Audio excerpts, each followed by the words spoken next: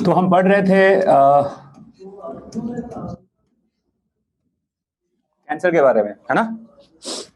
तो मैंने बता दिया था कि कैंसर का जो डिटेक्शन होता है, डिटेक्शन में मैंने कहा था we use technique like x ray,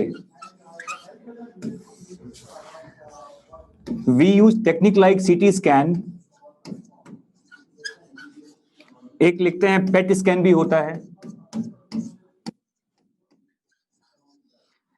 MRI भी होता है ना।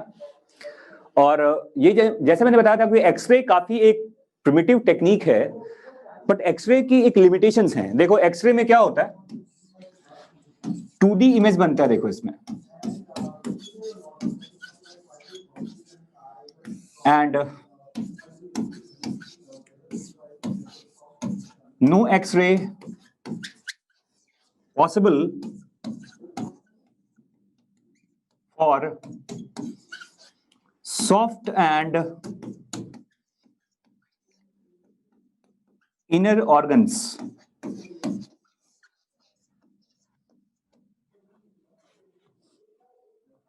ठीक है बच्चों, तो ये याद रखिएगा कि एक्सरे एक काफी प्रिमिटिव, रोएंटजेन ने डिस्कवर किया था, आपने शायद केमिस्ट्री में पढ़ा भी होगा कि एक्सरे की अपनी एक लिमिटेशंस हैं। एक्सरे बहुत ज्यादा जो ऑर्गन आपके बॉडी के डीपर पार्ट में होता है, जो सॉफ्ट पार्ट होता है, उसका एक्सरे पता नहीं चलता। जैसे बोन्स वगैरह का एक्सरे समझ में आ जाएगा आपको, बट आपके किसी सॉफ्ट ऑर्गन में कोई ट्यूमर डेवलप हो रहा है, इसकी जानकारी आपको एक्सरे से नहीं मिलेगी। तो एक्सरे का ही एक मॉडिफाइड वर्जन है जिसे कहते हैं सिटी स्कैन। कंप्यूटराइज्ड एक्सरे का टेक्निक है, देखो इसके अंदर, जिसके अंदर एक्सरे के बीम को 360 में रोटेट करते हैं। कंप्यूटेड टोमोग्राफी में भी एक्सरे ही यूज होता है, बट ये ज्यादा एडवांस टेक्निक है एक्सरे के प्रोसेस का ही, कंप्यूटराइज्ड एक्सरे का टेक्निक जो 3D इमेज देता है। तो सिटी स्कैन भी देखो, ये भी एक्सरे बेस्ड होता है, लेकिन इसका फायदा बताओ, इसका इमेज कैसा होगा? इसका इमेज 3 डायमेंशनल होता है, और ये किसी भी सॉफ्ट ऑर्गन का भी, डीपर टिश्यूज का भी ये इमेज ले सकता है। तो if you want to detect, अगर आप, हाँ जी, रोएंटजेन ने डिस्कवर किया था एक्सरे को, है ना। यस, अब देखो, तो सिटी स्कैन ज्यादा एक कंट्रोल्ड एक्सरे बीम को यूज करते हैं इसके अंदर। सिटी स्कैन बेटर टेक्निक है, और आज के टाइम पर सिटी स्कैन बहुत कॉमन एक प्रोसेस है जो बहुत सारे डिजीज के डायग्नोसिस में, चाहे वो बोन्स का प्रॉब्लम हो, स्पाइनल कॉर्ड का प्रॉब्लम हो, ब्रेन के अंदर कोई दिक्कत हो रही हो, सब में सिटी स्कैन प्रेफर किया जाता है। बट प्रॉब्लम क्या, देखो बताओ, सिटी स्कैन का भी एक लिमिटेशन है ना। एक्सरे तो यूज कर ही रहे हो आप, तो कहीं ना कहीं ये भी एक रेडिएशन बेस्ड टेक्निक है जिसमें आयोनाइजिंग कैपेबिलिटी भी होता है। तो एक्सरे, सिटी स्कैन, देखो 99% भी अगर सेफ है तो 1% चूंकि एक्सरे होता है, और एक्सरे खुद ही कार्सिनोजेनिक होता है, तो हार्मफुल होने के चांसेस तो हमेशा ही रहते हैं ना। पोजिट्रॉन इमिशन टोमोग्राफी, ये भी एक रेडिएशन बेस्ड टेक्निक ही है, जिसके बारे में आपके एनसीईआरटी में लिखा हुआ नहीं है, बट ये टर्म याद रखना, पेट स्कैन कहते हैं इसको, पोजिट्रॉन इमिशन टोमोग्राफी। ये भी रेडिएशन बेस्ड टेक्निक है, इसमें गामा रेज का कुछ यूटिलाइजेशन होता है, और गामा रेज भी अब जानते हैं ये भी आयोनाइजिंग रेडिएशन टेक्निक में आता है ना। सही बात है। देखो, अब देखो सबसे जो इसमें सेफ मानते हैं, देखो वो पेट स्कैन होता है, एमआरआई सॉरी। ये रेडिएशन तो होता है, देखो इसमें भी रेडिएशन टेक्निक ये भी है, लेकिन ये नॉन आयोनाइजिंग प्रोसेस होता है। और आप देखिए आपके एनसीईआरटी में, आपके एनसीईआरटी के जहां पर ये प्रोसेस लिखा हुआ है, उसके लास्ट पैराग्राफ में ये एमआरआई के बारे में लिखा हुआ है। ये सबसे सेफ माना जाता है। मैग्नेटिक रेजोनेंस इमेजिंग कहते हैं इसको। एमआरआई का एक पूरा एक मशीन आता है, देखो, जिसमें पूरे बॉडी को उस बॉक्स में डाल देते हैं, जिसके अंदर हाई मैग्नेटिक फील्ड होता है। और मैग्नेटिक फील्ड जो होता है, देखो बॉडी के जो आपके अंदर का अपना मैग्नेटिक फील्ड जो किसी एरिया का होता है, देखो वाटर रिच इन्वायरमेंट जहां पर होगा वहां पे हाइड्रोजन होता है, और हाइड्रोजन का अपना एक स्पिन है, रेजोनेंस, जिसे आप कुछ है इसमें टेक्निक जो फिजिक्स वाले टीचर पढ़ाएंगे आपको, बट एमआरआई मैग्नेटिक टेक्निक को यूज करता है ना, और ये सेफ टेक्निक है क्योंकि इसमें नॉन आयोनाइजिंग प्रोसेस को कहते हैं इसको। लेकिन याद रखना कि जिस टिश्यूज में वाटर का जितना एबंडेंस होगा, वाटर रिच इन्वायरमेंट जहां पर मिलेगा आपको, उस जगह पर एमआरआई उतना बढ़िया आता है। जिस टिश्यूज में वाटर की डेफिशिएंसी हो, जैसे आपके बोन्स में, आपकी टीथ में, आपके स्केपुला वगैरह में, जिस जगह पर वाटर की अवेलेबिलिटी नहीं होती, उसका एमआरआई उतना प्रॉपर नहीं आता। एमआरआई उस ऑर्गन का बहुत अच्छा आएगा जिसमें वाटर रिच इन्वायरमेंट होता है। यस, एमआरआई एक नॉन आयोनाइजिंग टेक्निक है, ये आपके एनसीईआरटी में लिखा गया है। मिल गया आपको एनसीईआरटी में लिखा हुआ ये चीज? हाँ जी बच्चों, आपके एनसीईआरटी में ये लिखा हुआ है, शायद आपने देखा होगा। रेडिएशन यहां भी होता है लेकिन ये नॉन आयोनाइजिंग होता है। सबसे सेफ मानते हैं इसको। मिस्टर हर्षित, समझ में आ गया? सबको दिख रहा है ठीक से? मिल गया ना? ठीक है। अब देखो, इसके अलावा देखिए, इसके अलावा देखो, प्रीफॉर्म्ड,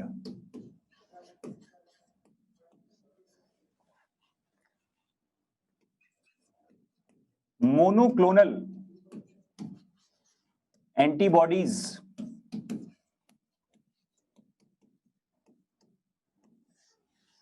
इसे भी यूज करते हैं। एमआरआई के नीचे देखो, एनसीईआरटी की दूसरी लाइन पैराग्राफ में देखिए, वहां लिखा गया है कि जो एंटीबॉडीज वगैरह होते हैं, देखो अगर कोई किसी के बॉडी में कैंसरस सेल है तो कैंसर सेल्स के सरफेस पे एक एंटीजन प्रेजेंट होता है, मतलब यूनिक तरह का एंटीजन होता है वो।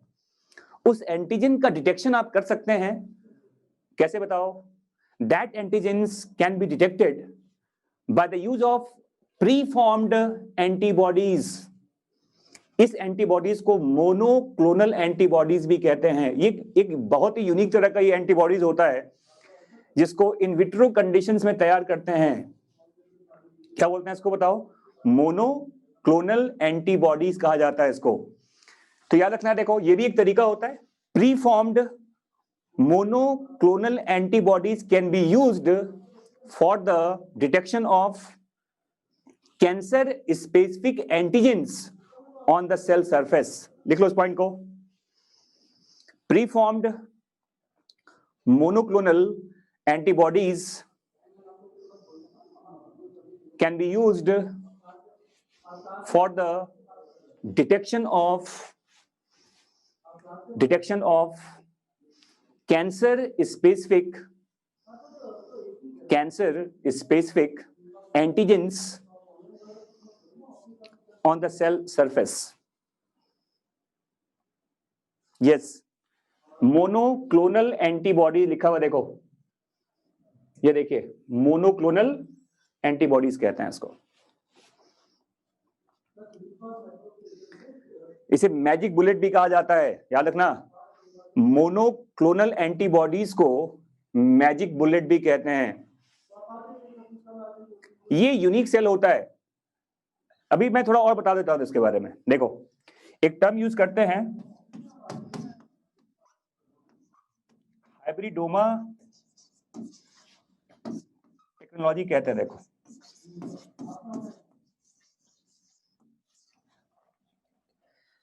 हाइब्रिड सेल से बनाते हैं। देखो ये इसमें करते क्या है, देखो माइलोमा सेल्स, जो कैंसरस सेल कहते हैं, प्लस बी लिम्फोसाइट को मिलाकर एक हाइब्रिड सेल बनाते हैं। देखो इससे बनता है क्या? एक हाइब्रिड सेल। और इसी हाइब्रिड सेल से लार्ज नंबर में क्या बनता है बताओ? एंटीबॉडी का फॉर्मेशन होता है।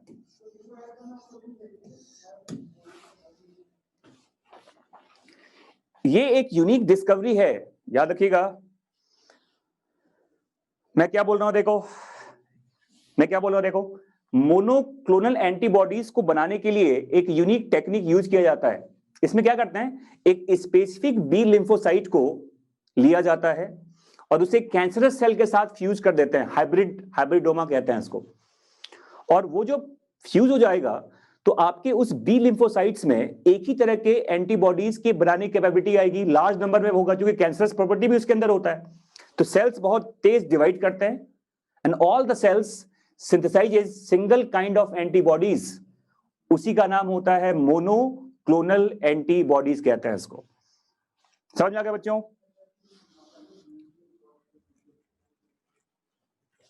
Okay, that's you. आप लिखिए इसको, कोई दिक्कत नहीं है, मैं मिटा नहीं रहा हूं उसको। तो मैंने बताया आपको term hybridoma technology.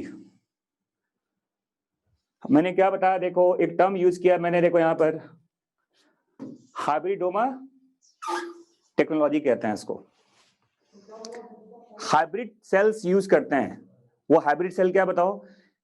Cancerous cell को माइलोमा सेल्स कहते हैं और एक स्पेसिफिक बी लिम्फोसाइट लिया जाता है इसमें, उसी को हाइब्रिड सेल्स कहते हैं। और इसी हाइब्रिड सेल से क्या बनेगा बताओ? लार्ज नंबर में एक ही तरह के एंटीबॉडी का फॉर्मेशन होगा और ऐसे एंटीबॉडीज को ही क्या बोलते हैं? ऐसे एंटीबॉडीज को ही मोनोक्लोनल एंटीबॉडीज कहा जाता है। समझ में आ गया? और एक नाम याद रखना, कोलर एंड मिलिस्टन।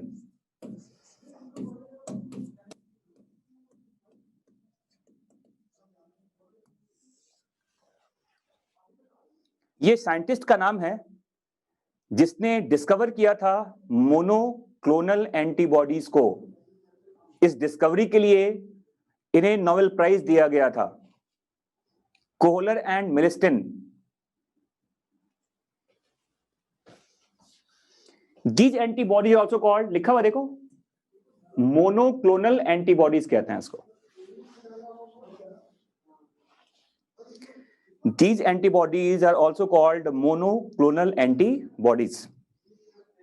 आपके एनसीईआरटी में एक लाइन लिख के छोड़ दिया गया है कि हम एंटीजन एंटीबॉडी टेक्निक भी यूज करते हैं, बट वो टेक्निक क्या है? ये टेक्निक यही है। समझ में आ गया सबको? अरे इसी को ऐसा बस एक ही नाम है, इसी को मैजिक बुलेट भी कहते हैं। मोनोक्लोनल एंटीबॉडीज को ही मैजिक बुलेट कहा जाता है, और कोई नाम नहीं होता इसका, ठीक है? अब चलिए, तो ये मैं हटा दूं स्क्रीन को अब यहां से। सबने लिख लिया इसको? सबने लिख लिया इसको? Okay, that's good. चलिए ठीक है।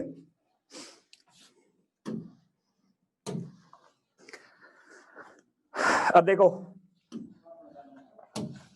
फिर आपके एनसीईआरटी में लिखा गया एक चीज, टेक्निक्स ऑफ, देखो techniques of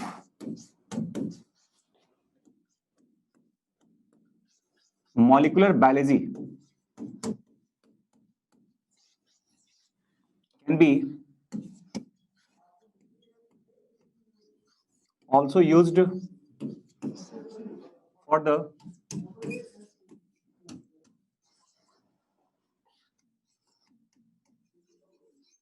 diagnosis of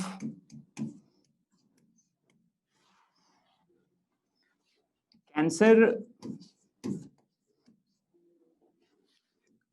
sensitive genes। देखो ये एक और देखो, ये भी एनसीईआरटी में लिखा हुआ है कि मॉलिक्यूलर बायोलॉजी का जो टेक्निक होता है, किसी अगर आपको हेरिडिटरी में आपको लगता है कि इस जनरेशन्स में कुछ पर्टिकुलर कैंसर्स के सिम्टम्स मिलते हैं या कुछ पर्टिकुलर कैंसर्स का स्प्रेडिंग बहुत स्पीडली होता है, और क्या ऐसा कोई जीन्स हमारे बॉडी में है जो किसी पर्टिकुलर केमिकल से काफी सेंसिटिव है, तो ऐसे लोगों को हम कह सकते हैं कि आपको इससे बचना चाहिए। तो एक डायग्नोसिस प्रोसेस है कि जो हेरिडिटरी में जो जेनेटिकल प्रॉब्लम्स होते हैं, जिसमें कैंसरस कोई ऐसा जीन जो बहुत ज्यादा सेंसिटिव होता है किसी पर्टिकुलर केमिकल्स के लिए, ऐसे जीन का प्री डायग्नोसिस पॉसिबल है। और ये एनसीईआरटी में लिखा हुआ है by the molecular biology technique. And आप किसी को सजेस्ट कर सकते हैं कि देखिए आपके बॉडी में ये जीन्स अवेलेबल हैं, ये केमिकल इसको एक्टिवेट कर सकता है, तो आप ऐसे केमिकल्स को अवॉइड कीजिए, ऐसे कार्सिनोजेन से आपको बचना पड़ेगा, अदरवाइज आपके बॉडी में भी कैंसरस ट्यूमर डेवलप हो सकता है। तो हेरिडिटरी में जो होता है, देखो हेरिडिटरी में जो सेंसिटिव जीन्स होते हैं कैंसर के, उसका डायग्नोसिस पॉसिबल है by the techniques of molecular biology. समझ में आ गया बच्चों? और ये भी आपके एनसीईआरटी के दूसरे पेज में लिखा गया है, कैंसर में जहां लिखा गया है। क्लियर? चलिए, तो ये तो हो गया, देखो it's all about the diagnosis, it's all about the diagnosis of cancer, है ना। इसके अलावा देखिए अब इसका अब ट्रीटमेंट क्या है। देखिए, तो मैं बात कर रहा हूं, देखो अब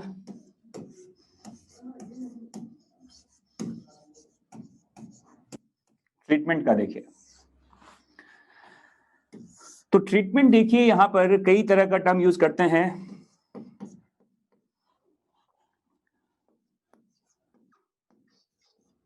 रेडियोथेरेपी,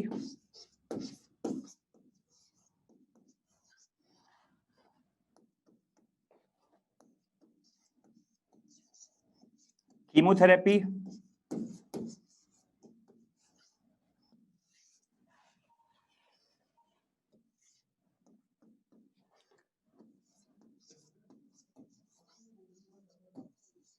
सर्जरी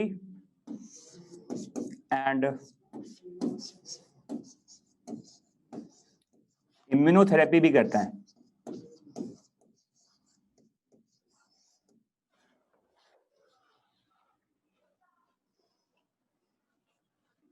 देखो, अब आप जानते हैं कि रेडियोथेरेपी में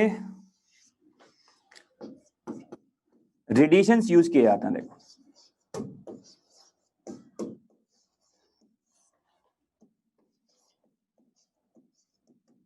टेक्निक यूज करते हैं, और इसमें हाई एनर्जी एक्सरे बीम को यूज किया जाता है। इसके अलावा देखो, रेडियो एक्टिव आइसोटोप्स के रेडिएशंस यूज किए जाते हैं, जैसे आयोडीन का 131 होता है ना, कोबाल्ट 60 कहते हैं, रेडॉन वगैरह भी यूज होता है 120। ये जो आइसोटोप्स आप देख रहे हैं, इनसे भी रेडिएशन इमिट कराया जाता है। रेडिएशन टेक्निक्स में आते हैं, देखो ये रेडिएशन टेक्निक कहते हैं इसको, रेडियोथेरेपी जिसे कह रहे हो आप। इसमें x-ray, high energy x-ray beam, देखो एक्सरे का क्या क्या चीज होता है। देखो, एक्सरे से कैंसर होता भी है, एक्सरे से कैंसर का डिटेक्शन भी होता है, और हाई एनर्जी एक्सरे बीम से कैंसर का ट्रीटमेंट भी होता है। देखिए कितना यूनिक चीज है ये। एक्सरे से क्या क्या हो रहा है देख लो, एक्सरे से कैंसर भी होता है, एक्सरे से कैंसर का डिटेक्शन भी होता है, और एक्सरे से कैंसर का ट्रीटमेंट भी होता है। और जो रेडियो एक्टिव आइसोटोप्स होते हैं, उन्हें भी यूज करते हैं रेडिएशन को इमिट करने के लिए। और ये रेडिएशन या तो बाहर से दिया जाता है, और कुछ ऐसे भी टेक्निक्स होते हैं जिसमें रेडियो आइसोटोप्स को टिश्यूज के जगह पर सेट कर दिया जाता है। जहां पर कैंसरस टिश्यूज हैं, वहीं पर उस रेडिएशन, उस पर्टिकुलर पार्ट को लगा देते हैं। वहां पर बॉडी के अंदर रेडिएशन आता रहेगा, और वो कैंसरस सेल को डिस्ट्रॉय करता रहता है। अब देखो एक चीज याद रखना, ये भी क्वेश्चन आपके एग्जाम में पहले आया हुआ था कि रेडिएशंस की वजह से नॉर्मल सेल्स पे इफेक्ट क्यों नहीं होता, कैंसरस सेल्स ही क्यों मरते हैं इसमें। तो याद रखिएगा कि जो कैंसरस सेल होता है ना, वो सेल्स इमैच्योर स्टेज में होते हैं। कैंसरस सेल जो होते हैं, उनके सेल्स मैच्योर नहीं होते, इमैच्योर स्टेज में होते हैं। और इस इमैच्योर स्टेज के जो सेल्स होते हैं, उस पे रेडिएशंस का इफेक्ट ज्यादा होता है। नॉर्मल सेल्स पे रेडिएशन का इफेक्ट नहीं होता, वो मैच्योर सेल्स होते हैं, उसके डीएनए स्टेबल होते हैं एक्चुअली, बट इमैच्योर सेल्स के डीएनए स्टेबल नहीं होते, तो cancerous cells are immature and radiations can easily hit the cancerous cell. भक्षक और रक्षक, बिल्कुल सही बात है। एक्सरे रक्षक भक्षक सब है, तक्षक मक्षक जो भी है सब है, एक्सरे में सब कुछ होता है बिल्कुल है। साइड देखो, एक्सरे तो 99% सेफ मानते हैं, बट 1%, और इसीलिए तो कहा जाता है कि एक्सरे बार बार नहीं करना चाहिए, बेवजह एक्सरे करना आपके लिए खतरनाक है। हर चीज में एक्सरे करा लो, एक्सरे करा लो, इट इज नॉट यूजफुल। तो समझ में आ गया बच्चों मैं क्या बोल रहा हूं? ये क्वेश्चन आपके एग्जाम में पहले आया हुआ है कि रेडिएशन जो होता है, रेडिएशन टेक्निक जो होता है, वो कैंसरस सेल को ही क्यों डिस्ट्रॉय करता है? तो इसका आंसर क्या बताओ कि कैंसरस ग्रोथ जो होता है उसके सेल्स इमैच्योर स्टेज में होते हैं, और इमैच्योर स्टेज की वजह से, क्योंकि उसमें डिवीजन फास्ट हो रहा है, सेल्स मैच्योर नहीं हो पाते उसके, and radiation can easily hit and kill the cancerous cell. समझ में आ गया बच्चों? यस, एक्सरे को बहुत लिमिटेड तरीके से लिया जाता है, और ये कोई ऐसे नहीं कि आप अपने मन से कहेंगे भैया मेरा एक्सरे कर लो, मुझे मेरा हड्डी टूट गया है। कान का एक्सरे, नाक का एक्सरे सब नहीं होता है। एक्सरे बहुत लिमिटेड तरीके से किया जाता है और डॉक्टर के एडवाइस पे ही होता है।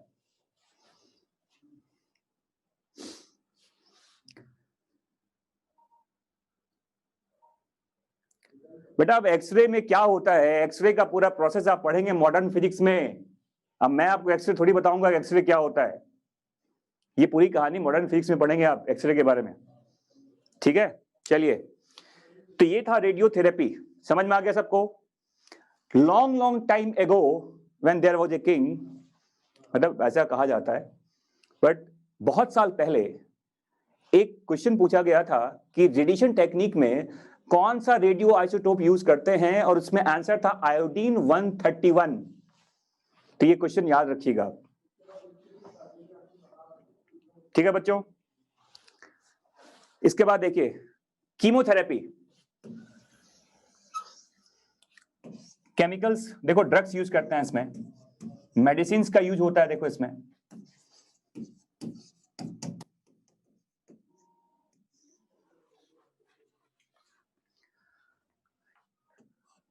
देखो एक नाम याद रखना, विनक्रिस्टिन, ये पुरानी एनसीईआरटी में दिया गया था, विनब्लास्टिन,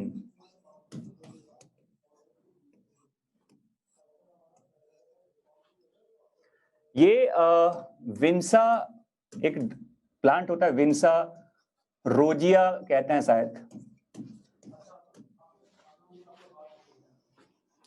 ये दवाई का नाम याद रखना, विनक्रिस्टिन एंड विनब्लास्टिन। विंसा रोजिया एक प्लांट है जिससे ये दवाई आता है, प्लांट का एक्सट्रैक्ट है ये, विनक्रिस्टिन विनब्लास्टिन, ये पुरानी एनसीईआरटी में मेंशन किया गया था, और ये काफी यूजफुल ड्रग है अगेंस्ट ब्लड कैंसर। तो बच्चों ये टर्म याद रखिएगा, vincristine and vinblastine is a very important drug obtained from a plant, and it is very good anti-cancerous drug to treat blood cancer. बेटा कोबाल्ट 60 के बाद रेडॉन लिखा, रेडॉन, रेडॉन भी एक होता है ना, एक एलिमेंट होता है ये, रेडॉन 120, ठीक है? समझ में आ गया? इसके बाद देखो एक और दवाई का नाम है टेक्सोल, कहते हैं इसको, टेक्सस बकाटा प्लांट का नाम है। टेक्सोल भी एक एंटी कैंसरस ड्रग है जो प्लांट से आता है, टेक्सस बकाटा प्लांट का नाम है, टेक्सोल ड्रग का नाम है। और देखो कई सारे ऐसे मेडिसिन आते हैं, देखो कई सारे ऐसे मेडिसिन अवेलेबल हैं। एक्चुअली देखो याद रखना कि अगर कैंसरस सेल को कॉपर को प्रोवाइड ना करें कैंसरस सेल को, ये याद रखिएगा। अगर कैंसरस सेल्स को आप कॉपर ना पहुंचने दें उसके पास, तो कैंसरस सेल्स का ग्रोथ रुक जाएगा। कैंसर सेल्स का ग्रोथ बहुत ज्यादा होता है in the presence of copper environment. तो कुछ ऐसे केमिकल्स यूज करते हैं जो कॉपर को बाइंड कर लेता है, और इन the absence of copper environment cancerous cells can not grow rapidly. समझ में आ गया बच्चों? तो मेडिसिन जो होता है, देखो कुछ ऐसे मेडिसिन होते हैं जो कैंसर को कॉपर को बाइंड कर लेता है, and in the absence of copper cancerous cell can not grow rapidly. तो ये भी याद रखना, मेडिसिन की बात बता रहा हूं आपको कि एक ऐसी मेडिसिन को यूज किया जाता है जो कॉपर को बाइंड कर लेता है। वो एक तरह का इनहिबिटर हो जाता है कि जो कॉपर बैक्टीरिया को मिलना चाहिए था, जो कॉपर आपके कैंसरस सेल को मिलना चाहिए था, वो कॉपर उस मेडिसिन को वो मेडिसिन से बाइंड हो जाता है। ठीक है, तो ये भी याद रखना। इसे कहते हैं कीमोथेरेपी। और आपको पता है ट्यूमर हटा दिया जाता है, इसको सर्जरी कहते हैं। सर्जरी से आपको पता है ट्यूमर हटा दिया जाता है। बहुत डिफिकल्ट सर्जरी भी कई बार होता है, 8-8 घंटे 10-10 घंटे की सर्जरी होती है। पेनक्रियास का कैंसर, लिवर का कैंसर, गॉल ब्लैडर का कैंसर। कई बार तो एक जैसे पेनक्रियास, गॉल ब्लैडर, लिवर, ये आसपास के ऑर्गन होते हैं, कुछ कुछ पार्ट तीनों का अफेक्टेड हो जाता है, और सर्जरी से हर पार्ट्स को रिमूव किया जाता है, और रिमूव करने के बाद बायोप्सी के लिए भेजते हैं कि क्या इस टिश्यूज में कहीं कोई कैंसरस सेल अभी भी अवेलेबल है या नहीं है। बेटा मेडिसिन का नाम कुछ अजीब सा नाम है उसका, उसमें जाने की जरूरत नहीं है, बट ये याद रखना कि जो सिंथेटिक मेडिसिन होते हैं ये कॉपर को बाइंड कर लेता है, और कॉपर के ना होने की वजह से कॉपर लेस इन्वायरमेंट में कैंसरस सेल रैपिडली ग्रो नहीं कर पाते। टेक्सोल, टेक्सस बकाटा ये प्लांट का नाम है।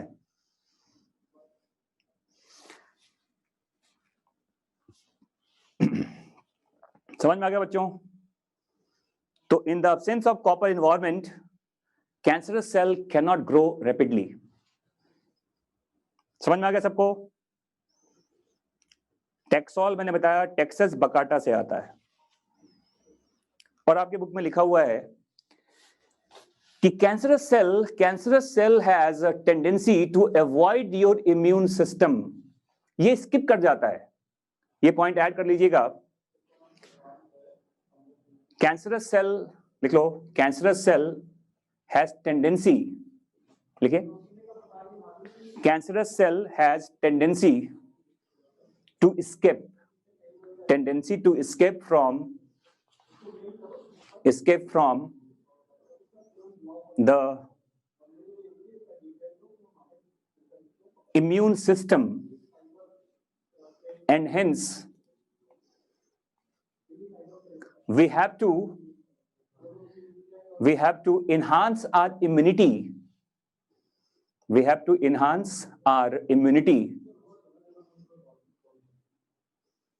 And for that, alpha interferons are used. याद रखना, ये एनसीईआरटी में लिखा हुआ है, एक टर्म यूज किया गया, देखो, अल्फा इंटरफेरॉन इज गिवन। आपके इम्यूनिटी को बूस्टअप करने के लिए बाहर से क्या देते हैं? Alpha interferon. इसको आप इम्यूनोथेरेपी कह सकते हैं।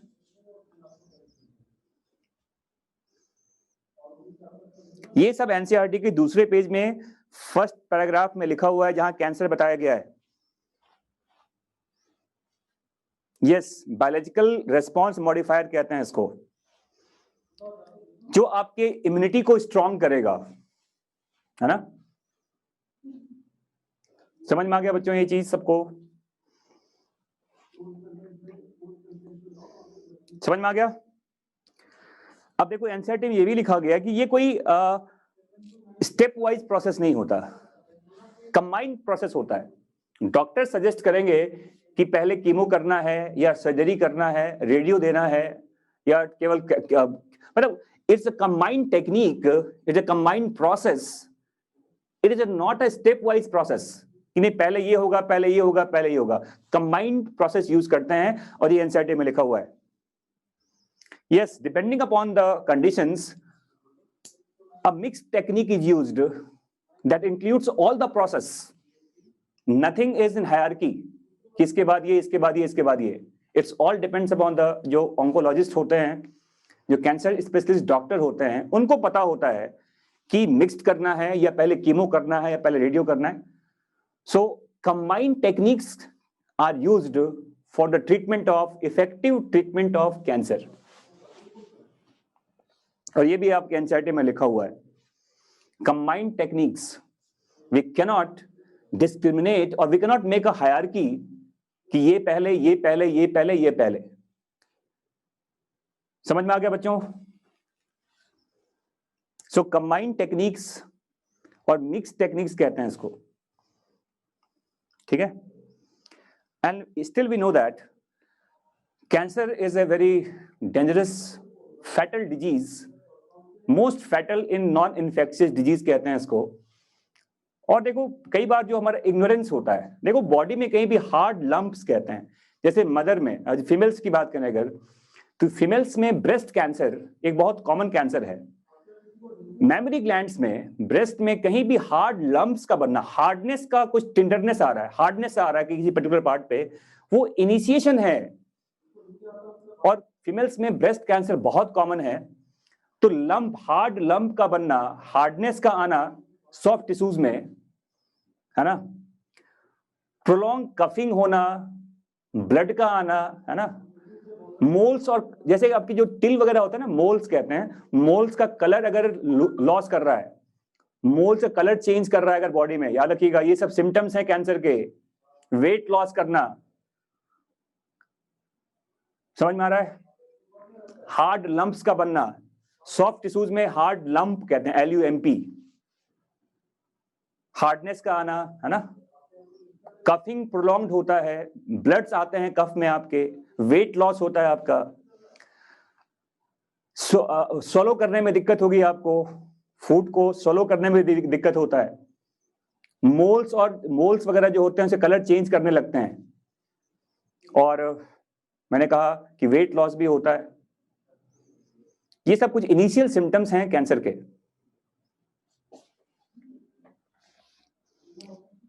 यस, अल्फा इंटरफेरॉन्स इम्यूनोथेरेपी में आता है, और किस में आएगा? वो बाहर से दिया गया ना, उसी को अल्फा इंटरफेरॉन्स कहा जाता है। और देखो अगर कैंसर का प्रॉपर टाइम पर डायग्नोसिस हो जाए तो उसका ट्रीटमेंट पूरी तरह से संभव है। बट अगर बहुत लेट स्टेज में, जब मेटास्टेसिस काफी ज्यादा स्प्रेड कर जाता है, बहुत सारे ऑर्गन्स अफेक्टेड हो जाते हैं, आपके टिश्यूज में डीप पेनिट्रेट हो जाता है आपके कैंसरस सेल, वो काफी बाद का स्टेज होता है, और ऐसे स्टेज में फिर पेशेंट को बचा पाना बहुत मुश्किल हो जाएगा। तो early detection and treatment is possible, 100% possible. Cancer is completely curable if it is diagnosed at बहुत अर्ली टाइम पे, अगर कर लें ऐसा तो।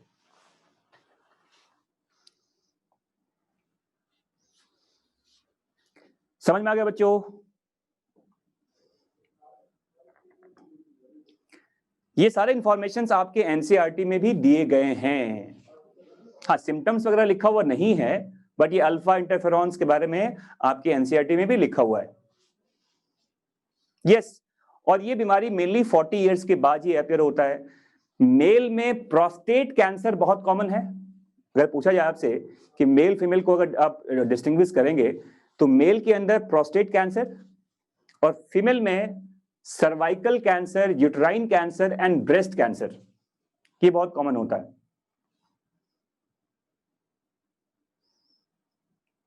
अब बेटा ये how much time it takes, ये मैं कोई ऑन्कोलॉजिस्ट नहीं हूं, मैंने कैंसर पे कोई रिसर्च नहीं किया हुआ है। जितना इंफॉर्मेशन आपको चाहिए उतना बता दिया गया आपको। आप ऑन्कोलॉजिस्ट बनना चाहते हैं तो फिर आप MBBS कीजिए, डॉक्टर बनिए और पढ़ाई कीजिए, PG कीजिए, तब आपको मिलेगा स्पेशलाइजेशन इन ऑन्कोलॉजी।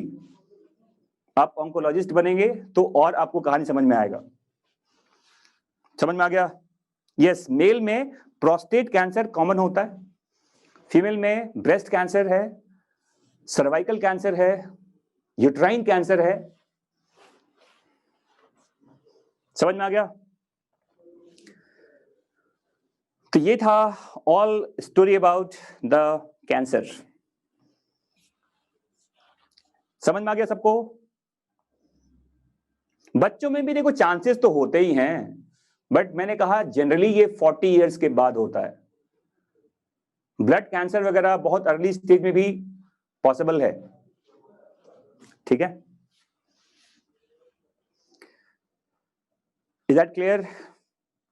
और ये जो पीजीआई चंडीगढ़ है, यहाँ पे काफी रिसर्च सेंटर है ऑन्कोलॉजी का, बहुत सारे कैंसर पेशेंट यहाँ पे आते हैं। टाटा में एक इंस्टीट्यूट है कैंसर का, इंडिया का सबसे बड़ा इंस्टीट्यूट है कैंसर का वो, जहाँ हर दिन 5000 पेशेंट पहुंचते हैं ट्रीटमेंट के लिए या डायग्नोसिस के लिए।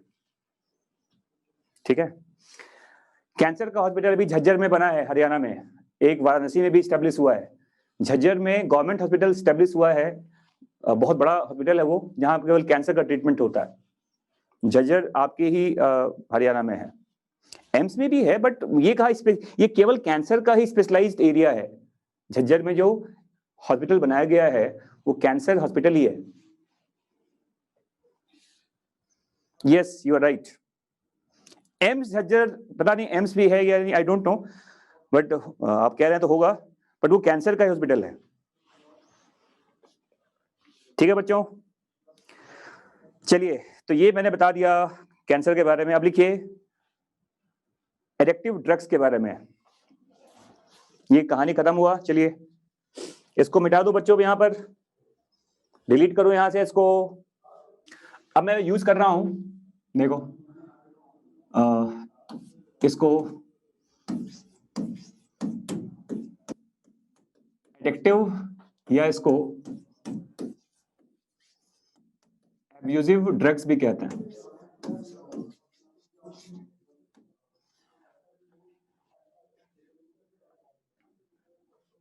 एडिक्शन ऑफ ड्रग्स, देखिए एब्यूजिव ड्रग्स तो क्या देखा बुक में, क्या लिखा हुआ है? PPP,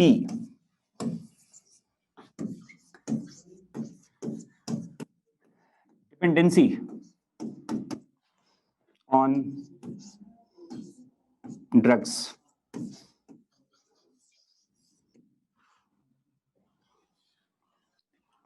which otherwise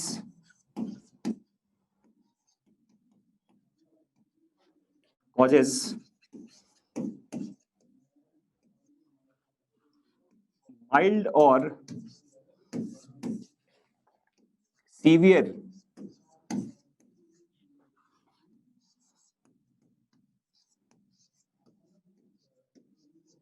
withdrawal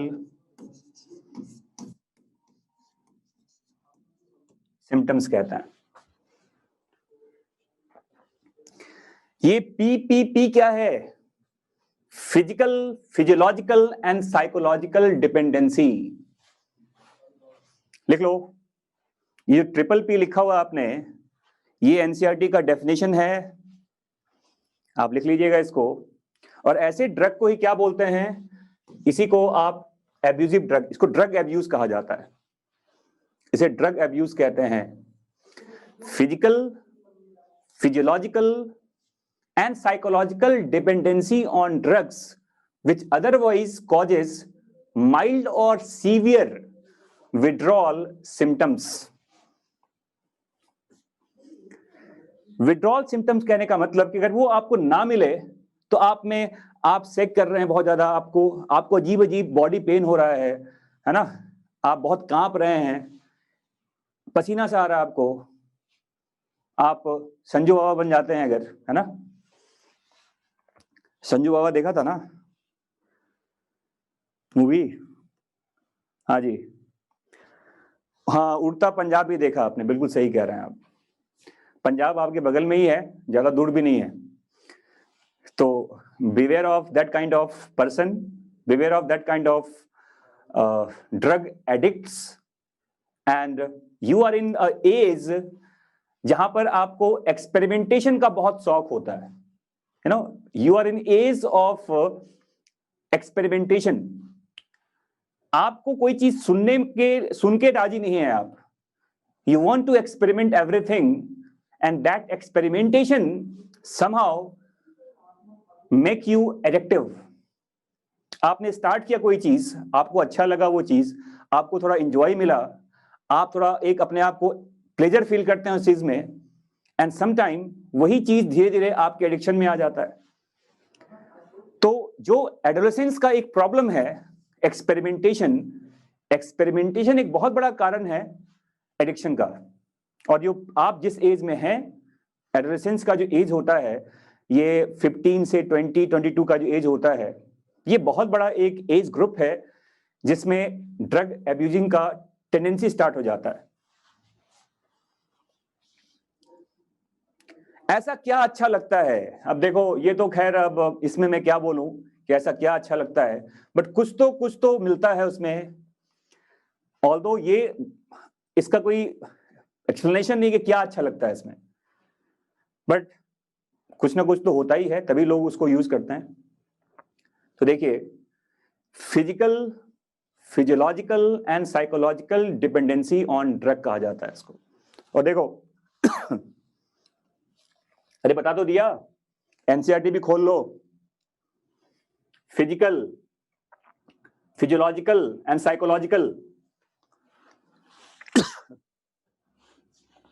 समझ में आ गया? समझ में आ गया ना?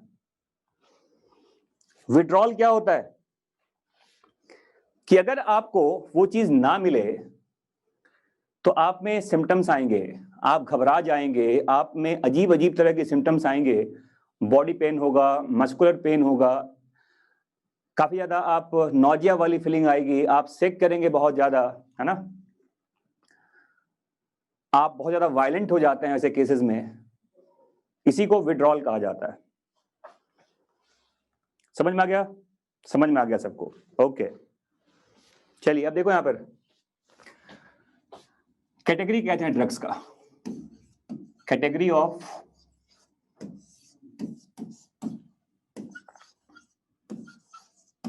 एब्यूजिव ड्रग कहा जाता है।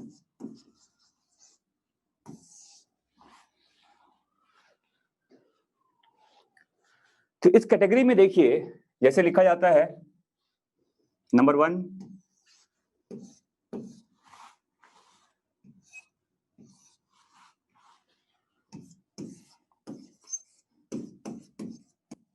डिप्रेसेंट एंड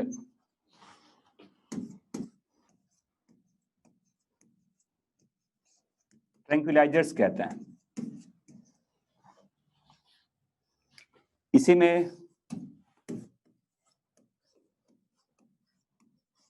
बारबिटरेट्स का नाम आता है, इसी में बेंजो डाइजीपाइंस का नाम आता है, इसी में वेलियम का नाम आता है। देखो, इसे डिप्रेसेंट एंड ट्रैंक्विलाइजर्स कहते हैं। डिप्रेस करता है, ये आपके सेंट्रल नर्वस सिस्टम को स्लो डाउन करता है।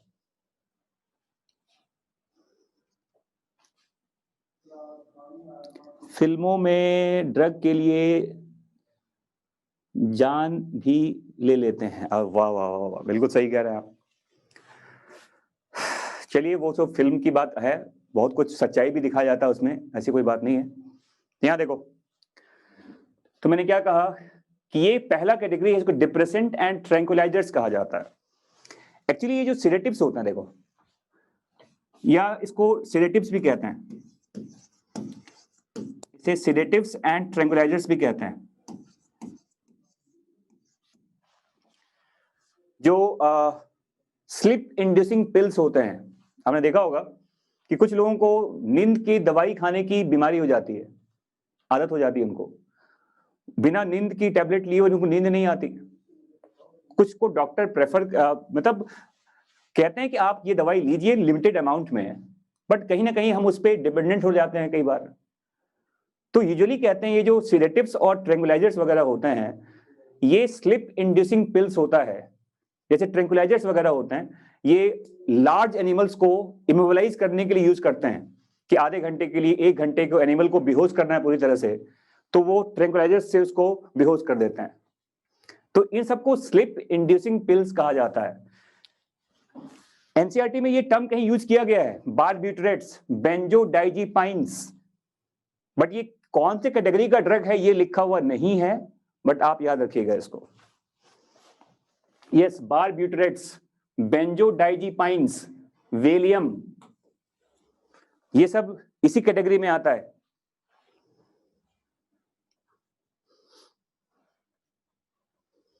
हाँ जी बेटा, देखो चाय ना मिले तो अभी चाय पे आ रहे हैं, रुक जाओ, अभी चाय पे आएंगे, पहले इसको देख लीजिए आप। समझ में आ गया ये चीज? तो ये फर्स्ट देखो, अब सेकंड देखो।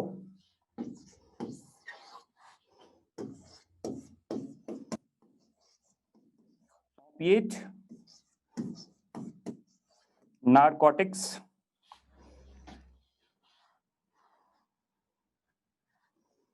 देखो ओपिएट,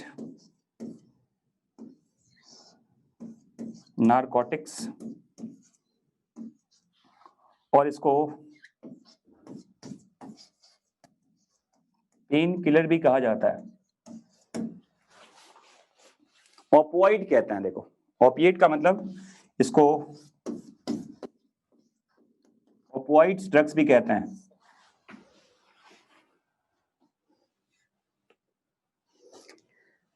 ओपिएट नारकोटिक्स है ना, इसी को आप पेन किलर भी कहते हैं। और देखो इसमें क्या क्या आता है, ये आप लोगों ने लिख लिया। देखो इसमें एक नाम लिखते हैं OMPMH, देखिए ये पूरा नाम है, देखो OMPMH। O for opium, M for morphine,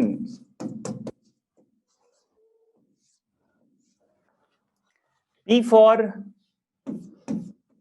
पैथिडिन, M for methadone, and H for heroin.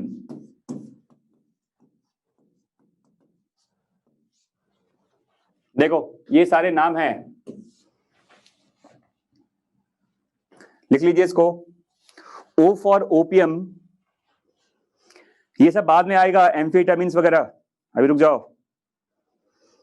O for opium, M for morphine, P for pethidine and M for methadone कहते हैं, और H फॉर हेरोइन होता है। अब देखो, अब पॉपुलर क्या करनाल में अवेलेबल है क्या हेरोइन? सेक्टर 6 में।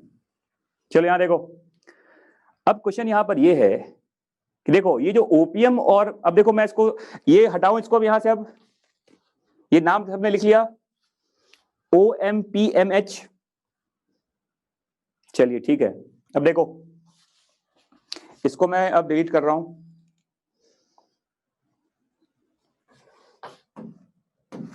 देखो अब कहते हैं ये जो ओपियम होता है, मॉर्फिन होता है, ये सब एक्सट्रैक्ट ऑफ पॉपी प्लांट कहते हैं, पॉपी प्लांट। अफीम, एक्चुअली आप कहते हैं अफीम की खेती होती है, अफगानिस्तान जानते हैं आप, बहुत बड़ा पार्ट है ये। तो पॉपी को ही कहा जाता है, इसका साइंटिफिक नेम जानते हैं आप, पेपेबर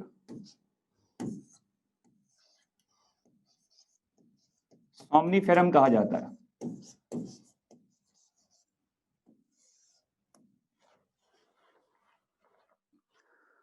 ओपियम और मॉर्फिन को, ये प्लांट का नेचुरल एक्सट्रैक्ट है।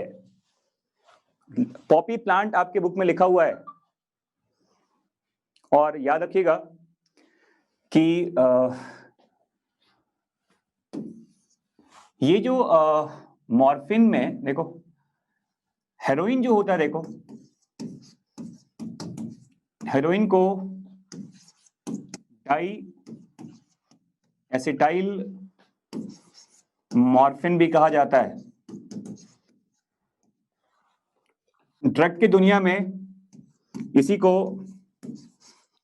स्मैक भी कहते हैं, इसी को ब्राउन शुगर भी कहा जाता है। तो हेरोइन एक सेमी सिंथेटिक पार्ट है, देखो एस्टाइलेशन कहते हैं। मॉर्फिन के एस्टाइलेशन से बनता है डाइएस्टाइल मॉर्फिन।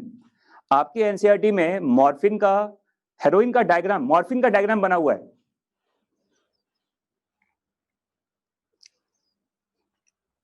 तो याद रखिएगा कि मॉर्फिन प्लांट का एक्सट्रैक्ट है और मॉर्फिन को अगर आप केमिकली मॉडिफाई करेंगे तो एस्टाइलेशन ऑफ मॉर्फिन से क्या बनता है बताओ? हेरोइन बनता है। इसको स्मैक भी कहते हैं, इसको ब्राउन शुगर भी कहा जाता है। और ये लिखा हुआ है कि ये एक वाइट क्रिस्टलाइन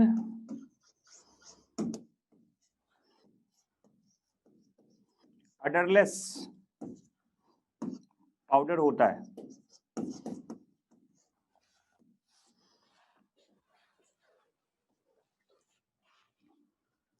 ये आपके एनसीईआरटी में लिखा गया है, व्हाइट क्रिस्टलाइन अडरलेस पाउडर होता है। बिटरनेस होता है, देखो हाँ थोड़ा सा बिटर होता है टेस्ट इसका।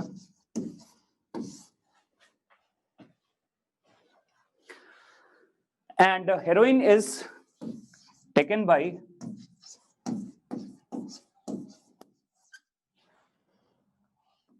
Snorting or through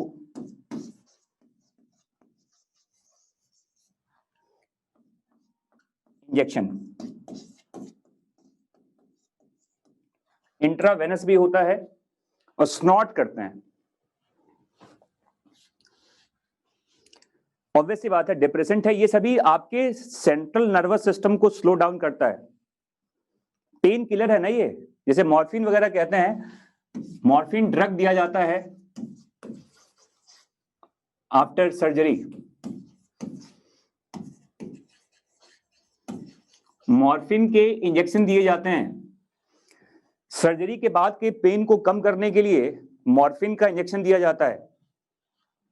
snorting means देखो एक्चुअली क्या होता है, देखा होगा आपने मूवीज वगैरह में कि वो व्हाइट कलर का एक लाइन खींच देते हैं और इसको ऐसे खींचते हैं नाक से।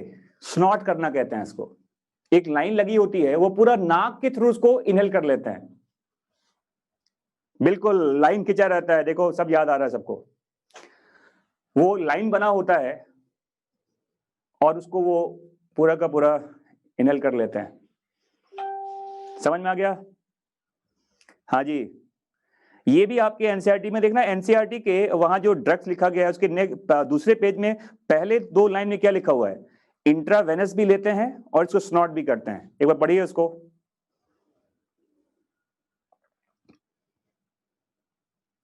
देखो क्या लिखा हुआ है, बाय स्नॉटिंग एंड इंट्रावेनस लिखा हुआ है ना, इंजेक्शन के फॉर्म में। बिल्कुल सही कह रहे हैं। और हेरोइन एक काफी पोटेंट एक एब्यूजिव ड्रग होता है, बहुत खतरनाक है ये। अगर आपने हेरोइन 1-2 बार ले लिया तो आप में एडिक्शन आ जाएगा इसका बहुत जल्दी। आप इसको छोड़ना चाहेंगे तो इसके सिम्टम, विड्रॉवल सिम्टम्स इतने खतरनाक होते हैं कि आप इसको छोड़ नहीं पाते। आप कोई तरीका अपनाते हैं कि वापस आपको ये मिल जाए। And that's why heroin is very potent abusive drug कहा जाता है और ये बहुत कॉमन है। आप देखिए अफगानिस्तान का जो पूरा अफीम की खेती जहां होती है एक्चुअली, तो पंजाब तो बहुत बड़ा जानते हैं। पंजाब में मतलब 10th क्लास ऑनवर्ड 40% बच्चे वहां एडिक्शन में आ जाते हैं। सबसे बड़ा स्टेट है जहां पैसा बहुत है और एडिक्शन भी बहुत ज्यादा है वहां पर। तो उड़ता पंजाब बनता है, उड़ता हरियाणा अभी तक नहीं बना है। हरियाणा में लोग थोड़ा बीड़ी पीने का ज्यादा शौकीन है, हुक्का ज्यादा पीते हैं, बट ड्रग्स का इतना ज्यादा यूज नहीं है। पंजाब में ड्रग्स का यूज बहुत ज्यादा है। हाँ जी, बॉर्डर से सप्लाई हो जाता है, सही कह रहे हैं आप। ठीक है बच्चों, तो याद रखिएगा ये है आपका। और देखो, और ये एक लाइन एनसीईआरटी में लिखी हुई है कि ओपियोइड रिसेप्टर्स होते हैं, बताओ, ये लिख लो पहले आप कहीं पर कि opioid receptors are present in, receptors are present in, बताइए एनसीईआरटी में क्या लिखा हुआ है? Gastro intestinal tract and central nervous system, लिख लो, gastro intestinal tract and central nervous system.